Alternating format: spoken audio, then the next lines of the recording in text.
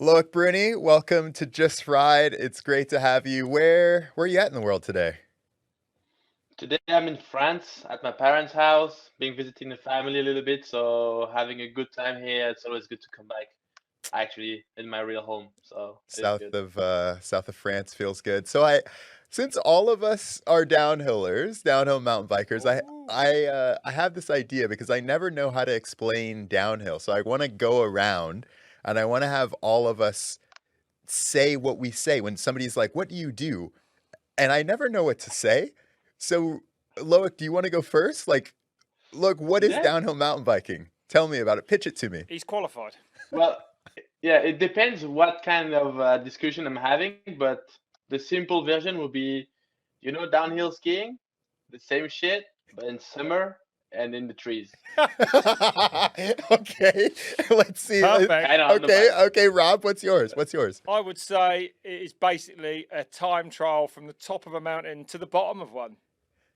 Okay, okay. Mine is pretty much the same, but I guess I go more in depth. I'm like, yeah, it's like downhill skiing, but in the trees, it's one man or one woman on a course at a time. Fastest person down the hill wins. Um, yeah, man, Or mine's you like the could just worst. say it's That literally I the feel greatest sport on earth. Yeah, that's true. I was gonna say all of our explanations suck. Yeah, We A should right? come little up with bit. something better.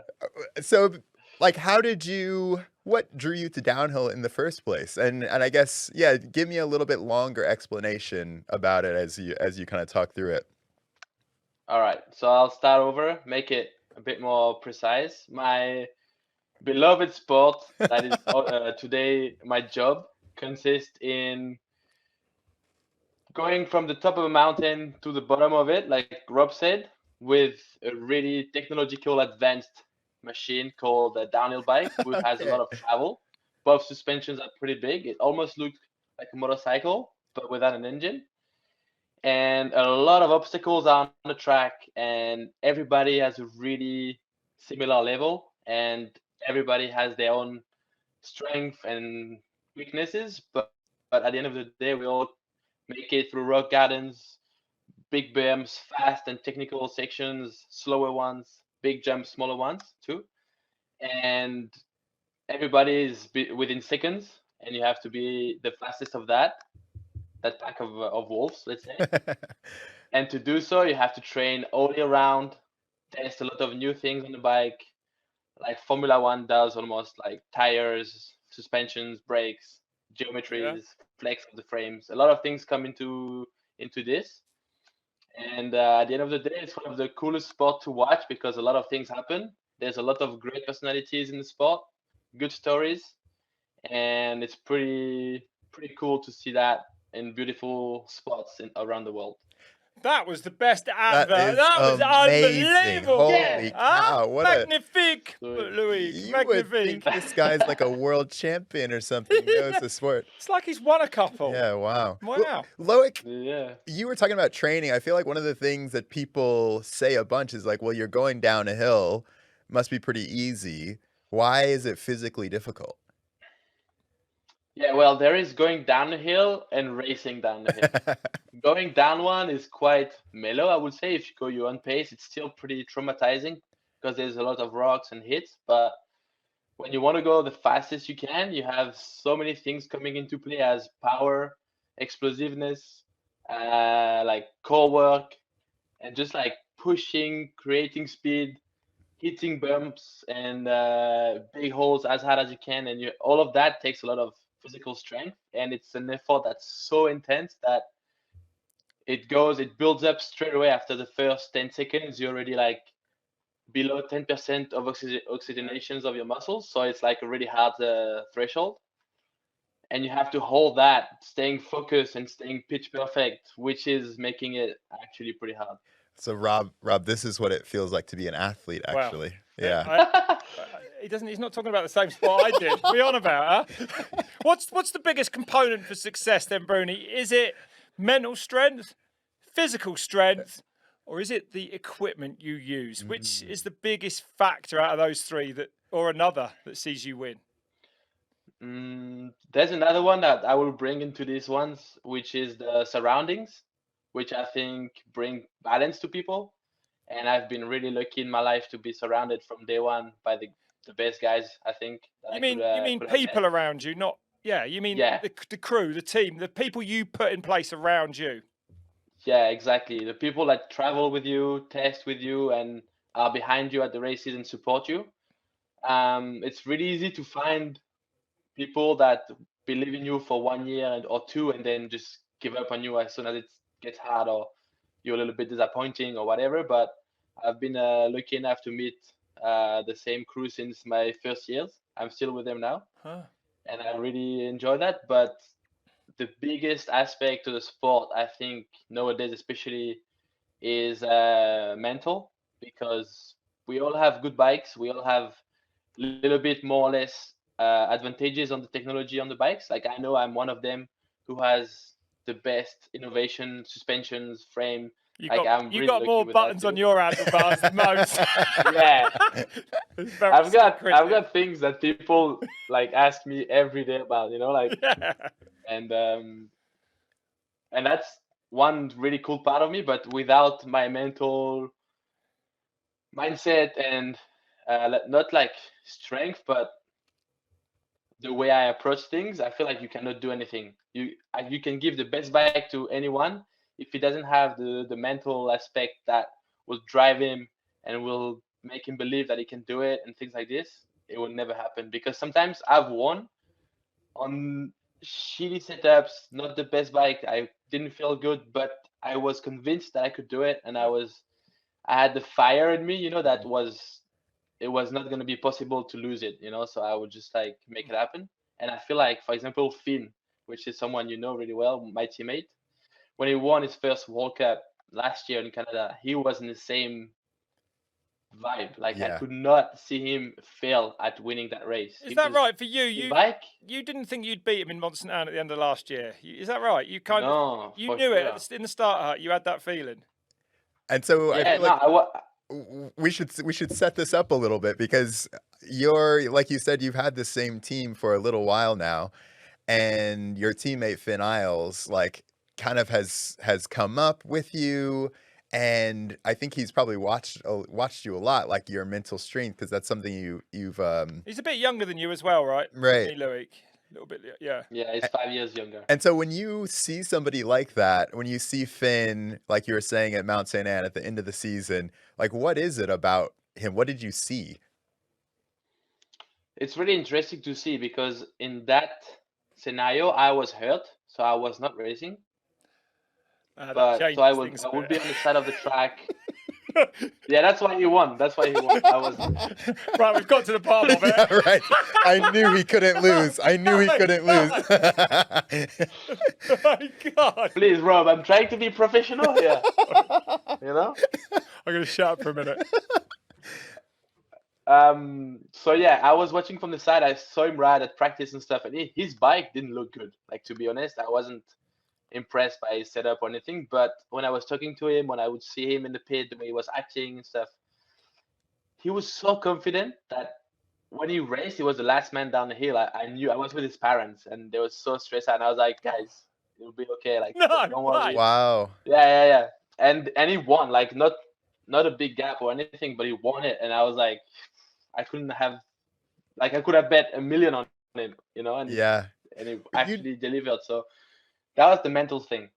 you know what's funny is we were talking, so like we commentated that run and we were talking about this too. Like it felt like he could do no wrong, Yeah. like everything was perfect. We kind of like we did a little Red Bull piece on him and we followed him to the house. He just looked chill all week. And I don't know, like Rob, for you, when you see riders from the outside, like when you watch Loic, like what is it about him at like a world championship that sets him apart?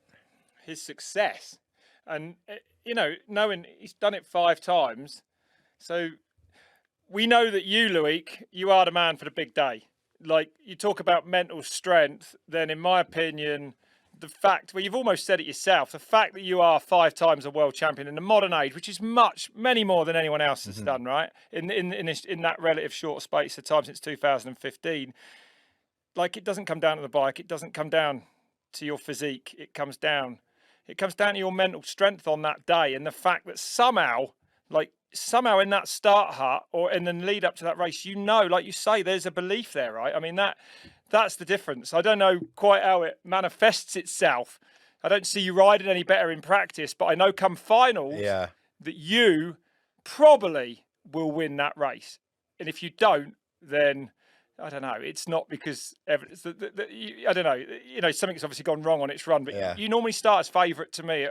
You do at a world championship, of course you do. What is it about those world championships? Yeah, like talk to us about the world championships. Because you got 5 of them, man. Yeah. That's insane. You're only 2 off. You're only 2 off. I hate to say it, the greatest French racer of all time, which I know you respect, Nico Vouilloz, who had 7 elite titles and 3 junior, right? And he actually comes from just up the road from you as well. Weird. Yeah. Massive respect for Nico. And like we said just before, he did it at another time. It was the early days of the sport, but it's still like amazing what he did. Let me just say, Bruni, I would say that, sorry, but the earlier part of the sport, there was more advantages to be had by being fit and by having good equipment. So the differences were there, and he took all advantage of all of those correctly. Yeah, that's what I wanted to ask you, actually, because you come from a different era. Once upon a time, like right. a long time ago. Not that old. And it was different at the time, like 20 years ago, even to 25, it was different. So things have changed, and I feel like because everything has been more pro and stuff, like it all comes like more tight, and then the last little piece that makes a difference is the strength in the head. Yeah. And like, for example, you were probably like strong in your head, but you also had other the weak in the body. You were. I was weak in the head, weak in the body. I was weak. Yeah, I wasn't really. You're still like I didn't have the fortitude for downhill racing, if I'm honest. Like, I enjoyed it when it was going well and I was building up.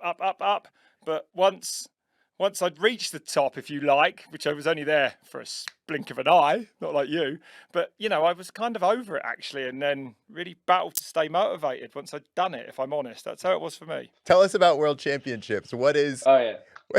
Yeah. What is it about World Championships? Because I just want you to... What do you think about yourself at World Championships? And then... talk to me about like what you're feeling on the starting line. Like, take us through a bit of a day at a World Championship for Loïc Bruni.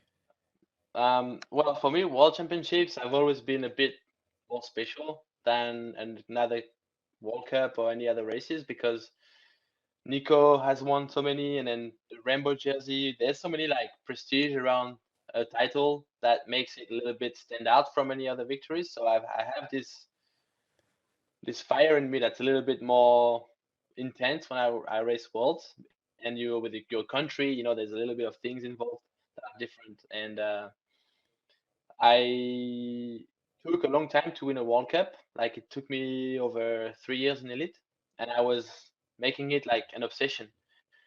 And at the end of the day, World Championship was always like something unreachable, because it was so hard. It was so like difficult that when I won my first one, I wasn't really expecting it or anything. And when I won it, before I won my first World Cup, I would totally like decompress about World Championships and make it like something reachable, something that I've achieved anyways, and now it's going to be all bonuses and stuff. So when I was at the start of every other World Championships after that, I was just so relaxed, because everybody else felt like they were desperate to get it. Even the ones that were world champion before, they felt like I could feel a certain urgency and like and panic almost. And I was just like here, like kind of enjoying myself and just having it seeing it as a bonus. Yeah. And seeing it as something more prestigious and more meaningful. So I would just like enjoy it. And then, for example, in the year after I won my first World Championships, I had a flat tire, so I couldn't really compete. I was devastated, but I was gonna do well. Like, I felt so good on the track. And the year after that, I won in I think it was Games. Yeah. And I don't know, I want it so bad every time, like World Championships, because it is special, because I like myself to stand out just as the rainbow jersey does. I want it more than the other guys. And sometimes also it comes And like that's last saying year. something. Yeah. Yeah. That's really Like last saying year in something. Fort William. Fort William, like there's always like a cool story about it. Like Fort William this year, I've never been good. I got hurt last year. I had so much redemption on the line. Like it's a super nice motivation for preparation, training and stuff. And you show up there and you're like the best you've ever been. And last year in Léger, it was France 18 years after like the biggest race, blah, blah, blah. And then we go back on this hill and I was like, I'm gonna get it. And then boom, like things like this makes me movies in my head, really. Yeah. They step you up, yeah. And for people listening who don't know, the World Championship is the biggest prize in downhill. I mean, it's a little bit arguable because it's one race on one day and it's one run. And, you nail that one run. It can be 2 minutes, it can be 5 minutes. You are world champion. The World Cup series is, like F1 series or something. And at the end of the series, there's a World Cup winner. But as you said, world champion does hold more gravitas. It is the bigger title. You've won, I believe, 8 World Cups. You've won 5 downhill World Championships, which is nuts to me. What's harder for you to win, a World Championship or a World Cup? Because the format and the people you were racing against are very much the same. I know. I think it stays harder to win a World Championships because it is the one everybody wants. Like sometimes in the season, because of the overall context, some guys will be a little bit less taking risk because they are more in management of the points. While there's no holding off at Worlds, everybody just goes for it, so it's a little bit harder. But at the same time, because no one holds off anything and make the most of it, a lot of mistakes are made. Yeah. And you can also capitalize on being a little bit smarter. And I remember a video from Lenzerheide the day of the race in the morning. I think it was Rob Parking who made the video, or his brother, John Parkin. And he was filming like the guys and saying one word that described the World Championships in Lenzerheide. And everybody was like, so exciting, sick, can't wait, blah, blah, blah. And I was just like, ready. And you're like, just sometimes to just tone it down a bit, also like make a little difference because you actually do just enough and not too much. And in downhill, that sport is about balancing that little edge because sometimes you do too much and you end up going slower or making mistakes. But Yeah, man, I fascinating. I want to talk to you about, like, you hit a couple of things. One is the risk aspect. I think from the outside, a lot of people think these guys are just hurling themselves down the hill. You talked about people kind of pushing themselves a little bit more. And Rob and I were talking about it before. Like, one of the things I think about a downhill run or a World Cup race run or World Championship race run is you really should only be able to do it one time. If you can do it twice, it means that you weren't quite at the level, right? Or if you go over, you've crashed. So talk to me about risk in downhill. Like, is it just about closing your eyes and, turning off your brain, or? No, and that's why this year I was a bit struggling with the new format because we had 2 race runs in one day. So the risk management was really hard to adjust. And we don't, most of us, because some are a little bit more crazy than me, but most of us are really calculated and could repeat the same run maybe like within 2 seconds, but could repeat the same run at a really high pace because we are so prepared for it. Like we have people on the track that help us picking the best lines. We have people on the track filming us and at the pit helping us setting the bike. So we have pretty much everything ready. And if you're a smart athlete, sometimes it's easy to be smart. Sometimes it's easy to get out of the nice road. But if you're smart, you're gonna push as much as what you have in the tank. So if you have everything dialed, you feel fresh, you push a lot, and then it's not dangerous because you're just gonna do what you can. If you're not so smart, in the contrary, you're gonna give more than what you have, and then it starts to be loose. And that's why sometimes it's hard to be consistent because you lose that intelligence because you're have pressure, you have stress, and then you're just like, ah, and then you start making mistakes. Like me in snowshoe this year, I broke my chain ring, and I knew I had to make up time because at the bottom there was a big pedaling, and then I was cooked physically done, and I just kept on pushing and just went this close to the tree and just like wow, ended up touching it and crashing because I wasn't smart on that moment. You know, I was just Right. and it's really the risk is really fine, but it's if you're good and prepared and smart, you shouldn't get injured too much. And you prove that. And how hard is it for you to, like you say, we know it as well as racers, right? Like for downhill, for me, it was a matter of getting hurt, building up again over a few races. There's not many races in a year. Trying to get back to that level, maybe having a result or two where I was, I don't know, doing as good as I'm going to do, maybe a top 10. And then, of course, the cycle would start again. The confidence would come. I'd have another big crash, but you know, and start all over again, really. And that's actually the way a lot of riders Yeah, that is do it true, with huh? varied successes. Yeah. Amory, of course, your big French rival. I mean, he is someone I would say that takes massive risks, right? I mean, there's no doubt about it. But he ain't been world champion. How do you manage riders like him that you know will take more risk than you on a world's run? Say, how do you deal with that? How do you? I don't know how you find the confidence just to ride your own race, perhaps. Yeah, that's actually a good question. Some riders are really dangerous when they are putting it all together, like Yeah. Amaury, Yeah. Almost unstoppable, like right? Jackson. Yeah. Yeah, like Finn. Like on a good day, when you see Amaury's run on a confident day and stuff, you cannot imagine someone going faster. Yeah. So it is hard, and I will adapt also on their state, like their fitness. Wait, what does like, that in a mean? no ride. Like, go into that a little bit more. Like, well, so there's so many things implicated into the races, as for example, mental games, a little bit. Does that go on? and Even do people context. even do that with you? Do people even try playing games Yeah. with your? Do Really? they? Like what? Yeah. What Bruni. happens? Yeah, like holding off someone, like holding off informations or pretending to be not so confident, Yeah. pretending to have a bad day. You know, like little things. Yeah, we've all been there. Like, yeah. It was, I think, Rob, in your time, it was way more. The mental Like, Yeah, game. it was. We were less professional, quite honestly. You know. Yeah, it's- no, and right. people were more sneaky to each Yeah. other. Yeah. Like now you cannot hide as much because everybody sees everything. There's so much people on the track and stuff, so Yeah. it's harder. But for example, Amaury is super sneaky. Like I love him and stuff, and he's a good friend. But sometimes he's, in French we call it, he's playing the intoxication. So he's trying. I love it. He's saying some stuff to make you believe that he's either like really good while he's not, or the opposite. Right. I'm trying sometimes to judge, and sometimes I know that I cannot beat him. Sometimes I just, and because either it's a fact and it's true, or he won that mental game with me. Right. But sometimes sure.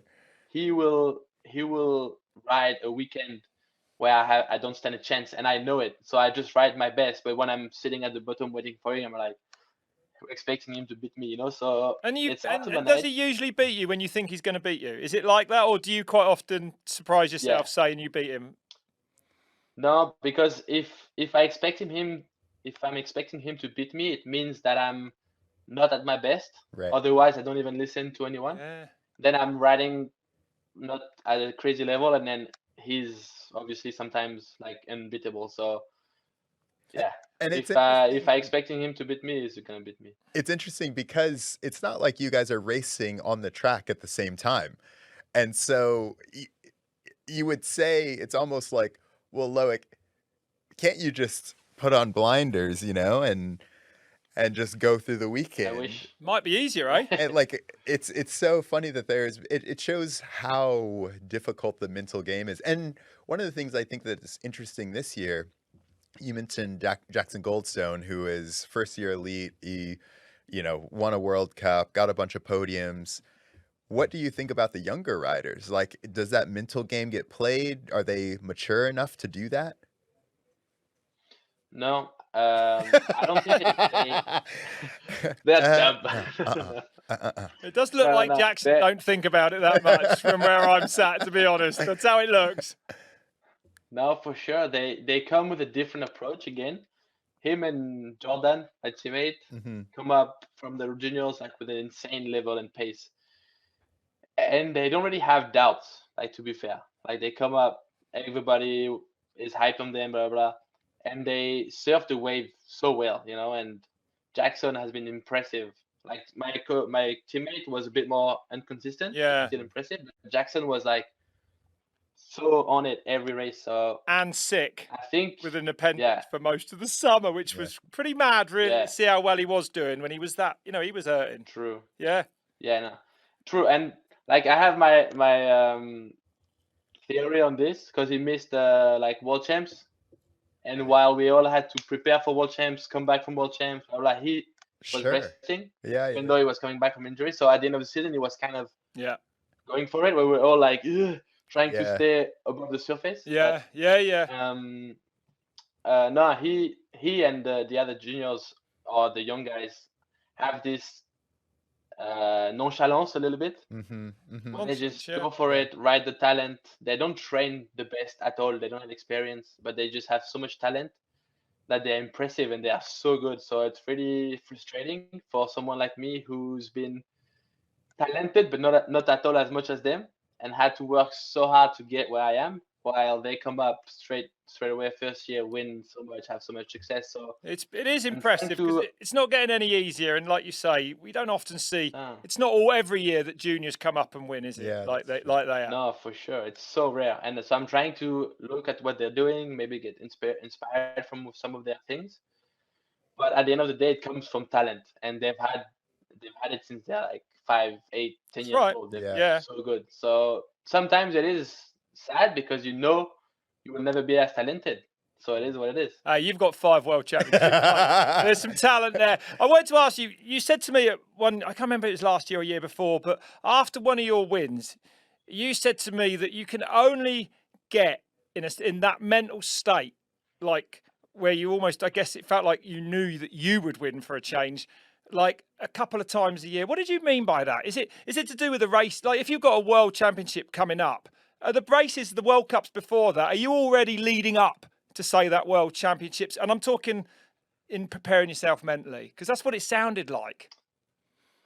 Yeah, sometimes you have this flow zone, or whatever they call it, where you feel so good, everything is in balance, and any other stress from outside wouldn't come and disturb you. So you're like gonna do your best, but not your best of the day, like your best of the best, you know, and you don't even see it coming or anything. And that, like, it comes from a lot of work and pieces you put in motion around that. When it comes to the race day, it kind of all clicks, and it's so hard to do and so unpredictable. Like, sometimes there's a way to build, but it's never gonna work again, you know, like that same way, exact same. So you have to always adapt. And then maybe one day, like, I don't know, your cat will die, and then, you know, like, little things will come and disturb too much that thing. So you have to readapt all of that, really, that stage that you build for yourself. And like this year, for example, in snowshoe, I felt that. Like, I felt that I was unbeatable.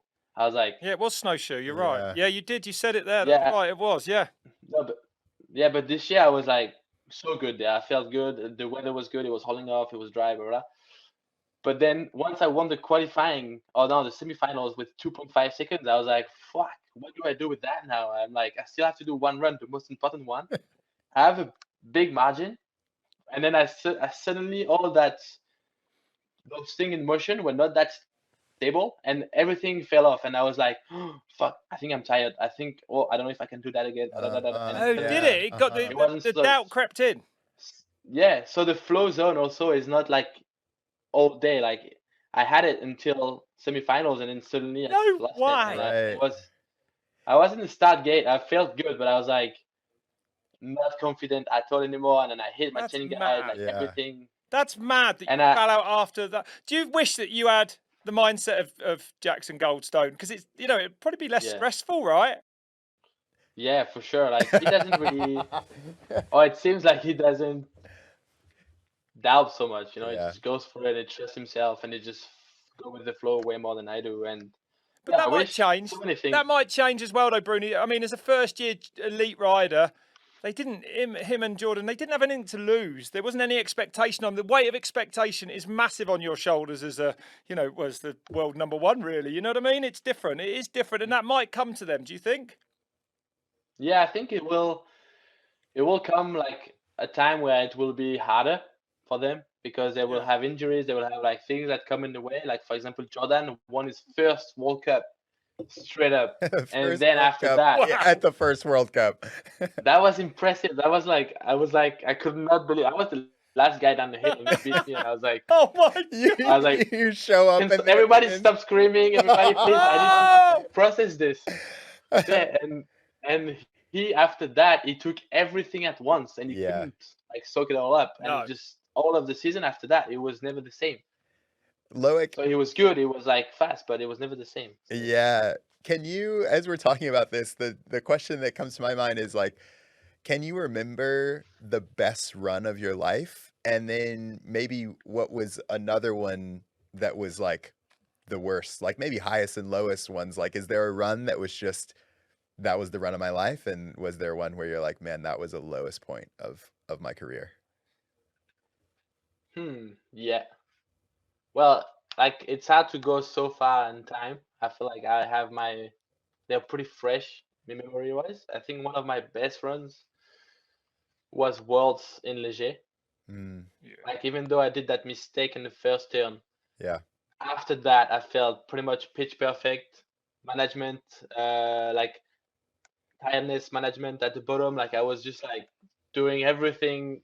Even in my plans, I didn't do it so well, you know. So I Is was that like right? really satisfied with it. Hit the last jumps perfect while Yeah. everybody was a little bit casing them and losing some pace. That was like one of my best moments on my bike. I was like, and also really I was aware of the stake and the people, and I was aware on the side of the track, like the atmosphere and the craziness of the spectators. I was like taking all of it, you know, and I was really enjoying the moment and living it. So that was like so intense. And that was Leger in France, World Championships, like tens of like 100,000 people there, French fans Yeah. screaming your name. It was packed. But for example, this moment, like I've had it one or twice in my whole career. You know, Right. like I can get good, but like you said before, Rob, like those moments where you're really good, it's not often you do it per year, but through a career, there is like only a few times, like a handful of times where you actually could not believe it, how good it was, how Yeah. good you were riding and stuff. And on the contrary, one of my last season run, so my finals in Val di Sol was suffering. Like I crashed in quarters, semifinals, and got the rain just before my finals run, so I had Right. no confidence. A slippery track, Horrible. and I was just suffering. Like it's super dangerous, really rough. Physically, I was barely holding on. Like I didn't have fun at all. And then I did like 14th, I think, so like 8 seconds from Jackson. So it was Wow.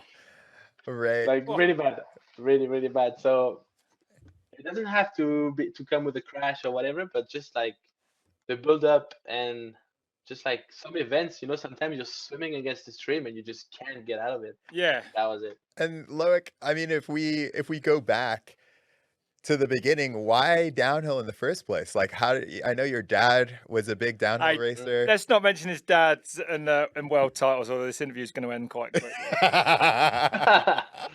Yeah.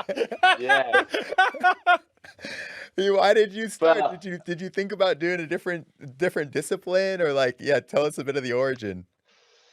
yeah, so I was a really lazy kid, to be fair. Like I was a bit chubby. I was like, I hated suffering, you know, like my dad would put me onto cross country races. I was hating him. I was like crying in the start line. Like, No, hating him. why?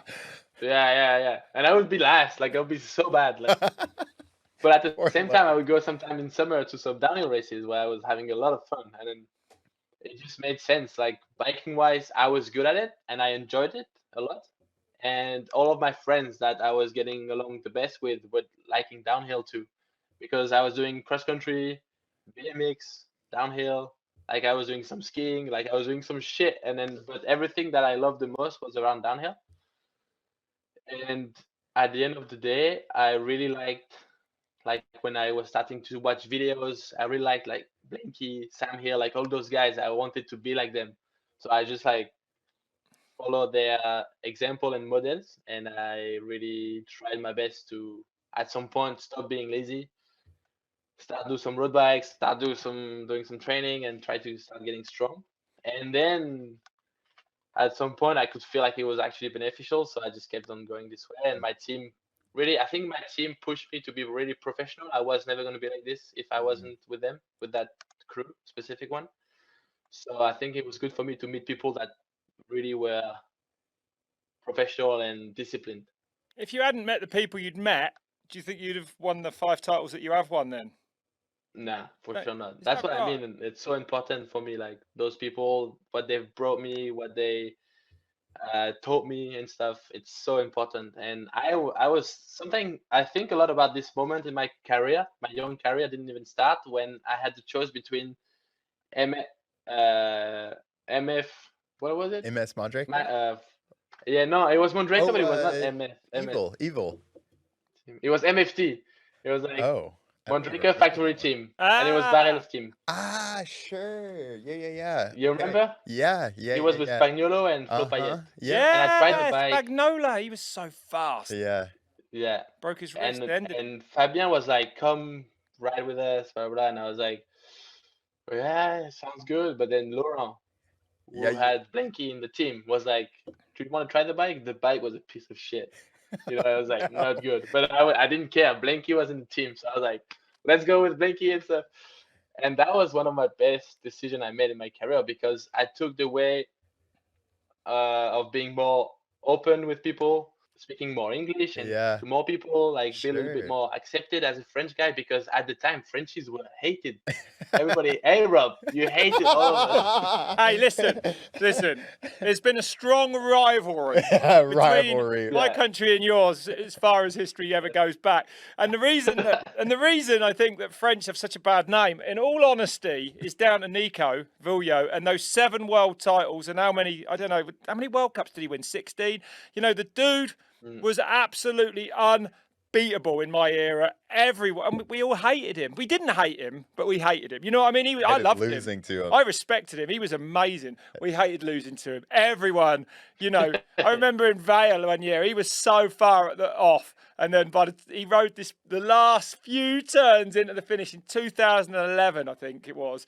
I'd never seen anything like it, and he won again, and I was like, "Yeah, this is Nico Vouilloz, man. Look at him. That's He's insane." So wild. And I was going to ask you as well, what is it about the region where you are today, right? I know you've moved, your mum and dad's, you've moved from Cagnes-sur-Mer, but the Cagnes-sur-Mer Bike Club, it had in it you, Loris Vergier, who he is a lifelong friend, right? You grew up with Loris. Barral, 2-time world champions from there somewhere. Vouilloz, 7-time world champion from there as well, right? Deprella there, is he down that region as well or not? Yeah, all you guys come from, they come from the south coast, this rather posh part of France. Downhill only. You love it here, man. I love it there, man. Yeah, it's hard to explain. I think there's just like history and legacy that those guys have left behind. Yeah. And they tried to like, they were super nice to us when we were young, and that was like actually so helpful, I think. Nico was. Yeah, and Barrel, especially Barrel. Barrel has always liked to share a lot. Huh? So even though I think he's never shared with his competitors and rivals. No, it's interesting. It was he helped he was Patriot, so nice. He was. I'm amazed, actually. Like, I'm surprised to hear you say that, because Barral is a competitor and he never gave anything away. So I'm surprised to hear you say that about him, that he helped you more than anyone else. That's cool. That's nice. I like that. He was amazing. I think, not only to me, but most of us. And the riding here suck. That's why we're good. Like, the riding is shit. Like, Cap Dye is not shit. Cap Dye is not a shit track. Nico's track is insane. Is it not good? I loved it. I spent my life up there. Really?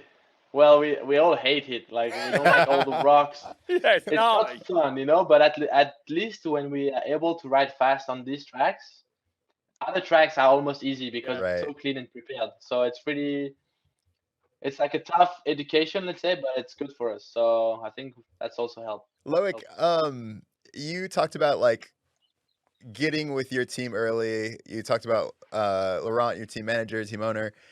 What advice would you give a young, young Loic, a young rider to make sure that they pick the right position for themselves? Ooh, that's a tough one. I think if I would go back to my like 15, 16 years old myself, in me, I will tell myself to just keep on believing your gut, like because it's always my gut and not my heart, and my gut will always like lead me towards things that sometimes reasons or other issues will take you away from. But I always like now sometimes I regret some choices that I didn't follow Mm. my gut to.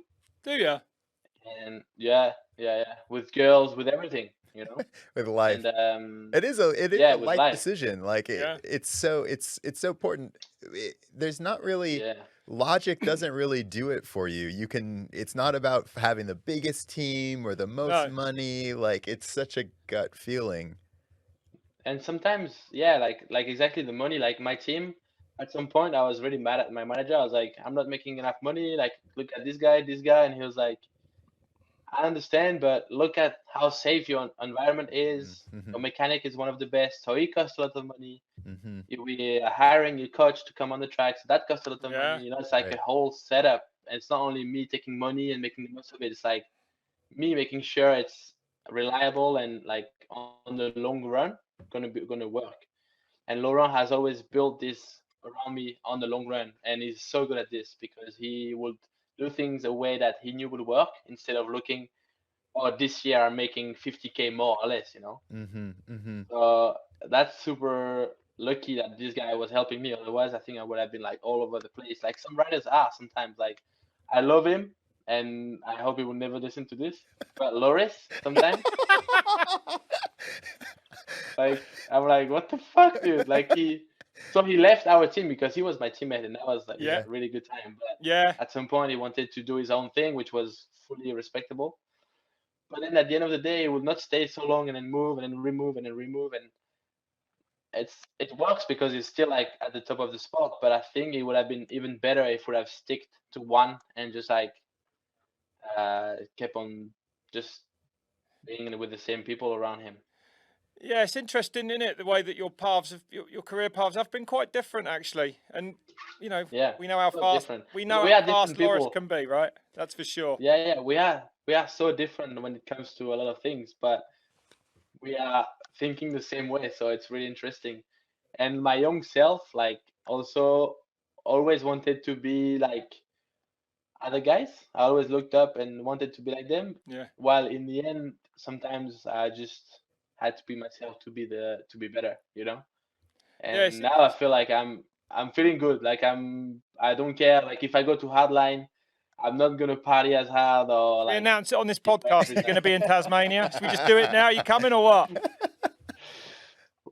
We'll see. But like Hey, A all right, pure we'll move pro. on. One thing I want to ask you before we wrap things up, Louis, is you are incredibly aware and respectful of the records in the sport. And Nico Vouilloz is the greatest. He is French. He's had 7 elite world titles, as we've said. You're on 5. How important is it to you to chase that record, to get that record if you can? Because unbelievably, I never thought I would sit here and say this to someone, that you might get that Vouilloz record. I thought it was out of reach. And after you, I don't know if you agree with me, I don't know, when you think about Jackson maybe, but I can't see anyone ever getting near 7 world championships again in the modern era of the sport. What do you think? Yeah, I think it's always possible. Records, I think they are always made to be broken, like promises. But It's a heartbreaker, isn't it? Yeah? It's like- He is a heartbreaker. yeah, yeah, I'm just a romantic guy. Yeah, I'm he is. sensible. Frenchman's coming out. Loic, you actually have never met like a more like romantic guy than Loic. No. I think there's more than me. But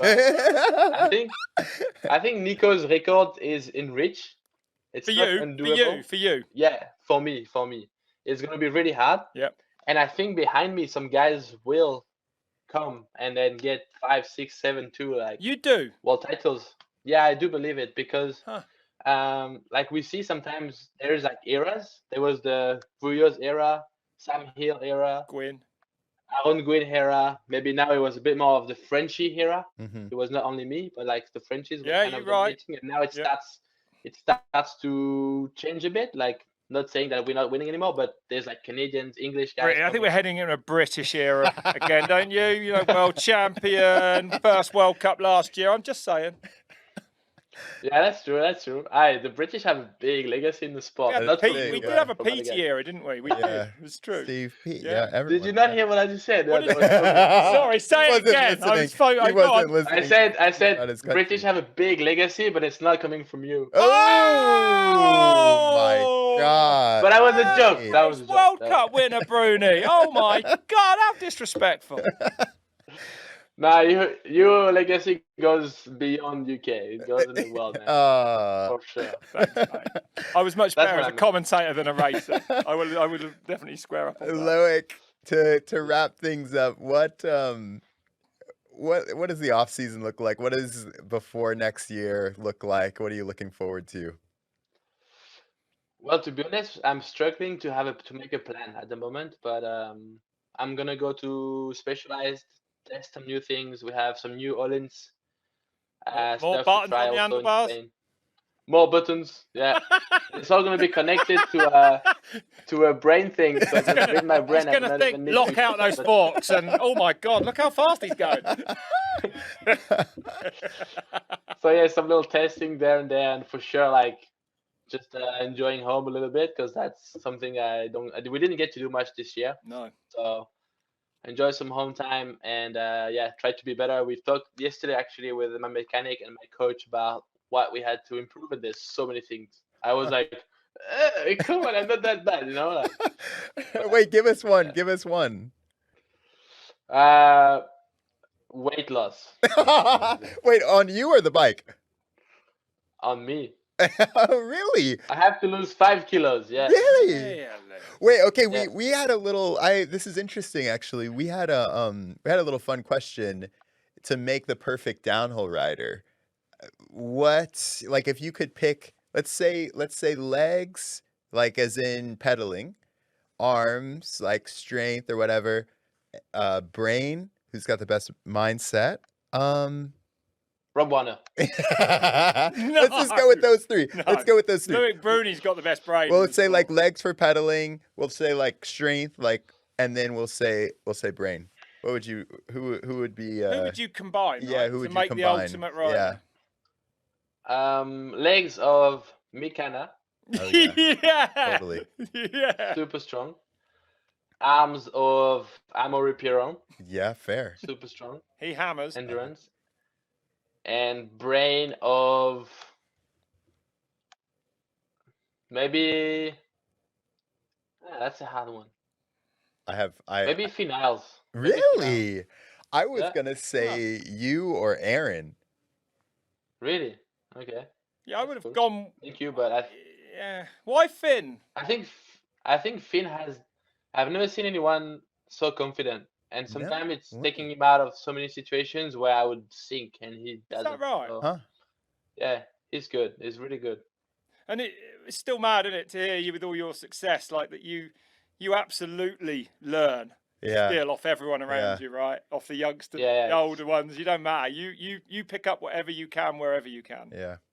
For sure, and that's I think something you have to do if you want to survive. Like ask Greg. Greg is what 14 years older than me. He was one of 40 the, years like, older the than most, you. like he's been so good at adapting and overcoming all the things coming at him. You know. It's hard to believe there'll ever be another Greg Minnaar in it. Yeah, that's for sure. That record will never be broken. And The because oldest world champion. he is oldest world champion and most winning World Cup downhill racer of all time. 22 World Cup 40, wins. 41 now. One is Yeah, I think he won when he was 41. Yeah, Yeah. that's insane. That's crazy. insane. That's right? insane. And we are getting towards the end of the interview, but you know, like Minard, how would you describe him? There's not many sportsmen like him in any sport on earth, is there? He is actually unbelievable, right? I think every sport has a little bit like Katie Slater, like some massive figures, and for sure Greg to downhill is like the name that comes with it, the face that comes with it, because it's like a poster boy. It's so perfect, blah blah, and he's the strongest guy, all including you know, like not only like muscle and stuff, but like image wise, mental decisions and mental games, everything, physical strength, everything. He's there. Determination. Yeah.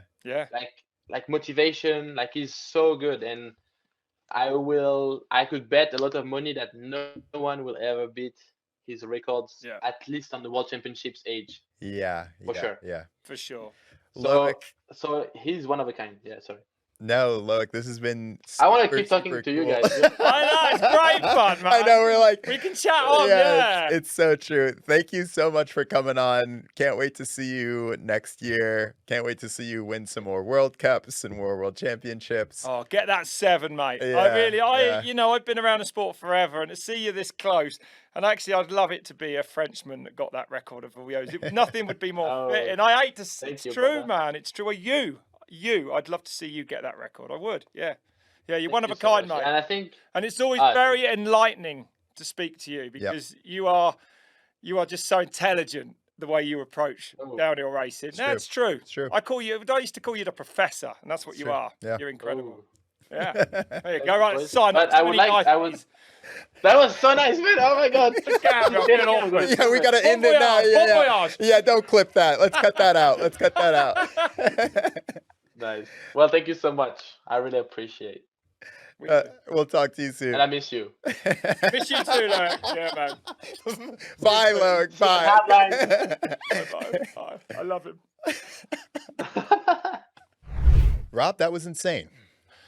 That's gonna take me a few moments, hours, days to process. There's so much info in there, but that's what you get with Loïc, and it's amazing because he does somehow manage to let you inside his winning mind. You get to see, or at least feel like you see how he does it. You know what I mean? I think that's exactly, like, it's rare to have, it's like 3 ingredients. There's like the ability to do it, the ability to articulate it, and then the like vulnerability to actually, like you said, let people in. And I think Loïc is probably one of the only people in the world that I've ever talked to that can so clearly take you into the mind of a world champion. Yeah, exactly. His openness, really, his honesty. You know, I don't know if that's perhaps why he's so successful. Sure, but definitely speaking to him, you can totally, now you know why he's a 5-time world champion. There's a science to how he goes about his downhill racing. You know, for him to say, it's actually not that dangerous because, but you know, as a racer yourself, that actually people listening will go, well, that's ridiculous to say that, but it's not, because we know what we're doing, not as well as Loïc, but to a level, everyone knows what they're doing. Well, you know? The way I always think about it is, for an average rider, so for a pro rider, you're riding. I remember I went to New Zealand one year and I did like 200 runs in like a little over a month. Wow. And so to be able to do as much volume as you do as a pro rider and not get hurt means that you have a really good idea, like Loïc said, of like where the risk is. And you think of an amateur, maybe they ride once every 2 weeks and they get hurt. Maybe crash once every 2 weeks. So I think that they're actually, you would say, more at the limit than a lot of the pro riders are. That's very true. Yeah.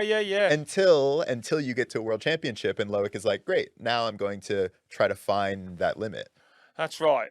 And, you know, to me as a massive, and you as a massive downhill fan, to hear him saying that he thinks that he could get to 7 to equal, Yeah. you know, the most winning Uh-huh. world champion of all times, Nico Vouilloz, 7 times elite. Yeah. That, you know, and as we said, the advantage is gone that Nico Yeah. would have had. He had a data bike back in the day. We had one at Giant, it didn't work, but he had one that worked, and he was scientific, and he was fit, and he did it right when most other people didn't. Totally. Those advantages for Bruni are gone. So to me, you know, everyone's fit, everyone's on a good bike, as he said. It is more impressive now. It Yeah. really is. We know the level now, and it's insane to find any time totally. like everyone else. Yeah, it's so true. And I love, like, at a high level in sport, you hear the mind games that are being played, you know, like a little look. Just, it's not like, you know, Loic and Emery are talking to each other all the time, right? Like, the things that he's talking about are maybe 5-10 words over the course of a weekend. That's Look, right. you know what I mean? Yeah. It's so subtle wild. that you question yourself if that was something or not. Yeah. Yeah, it's funny. And he's I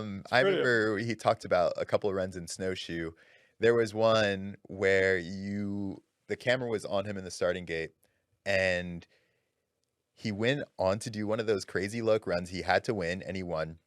And I asked him afterward, like, what did you do? What did your mechanic say to you? And he said, oh, he just said, enjoy it and live in this moment. And he said, I normally don't let the crowd in that moment, but he was like, I let it in.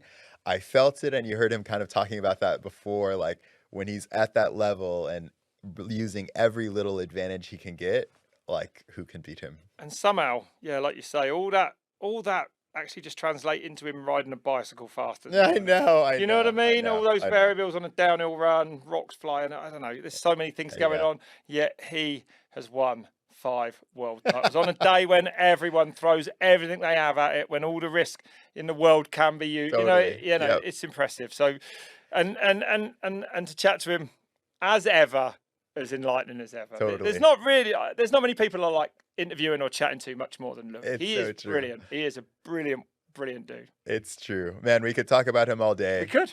But I just want to remind everyone that if you want to get in touch with us, let us know what parts of the podcast you like. Let us know what guests you want, any sort of feedback. Hit us up, podcast@redbull.com, or on our socials. And we're running out now. This is 11 of 12, but there is a podcast today, and then in 2 weeks' time, every other Tuesday, we have one coming out. You can find them wherever you listen to your podcast, and also, if you want to look at us, we're on Red Bull TV and redbull.com. So, yeah, no excuses not to find us. That's true. And just to let everyone know, I do another podcast with Tule.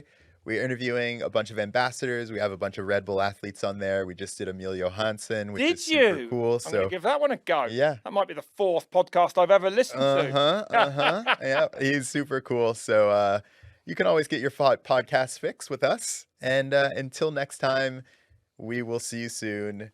Can't wait for it. Thanks for joining us.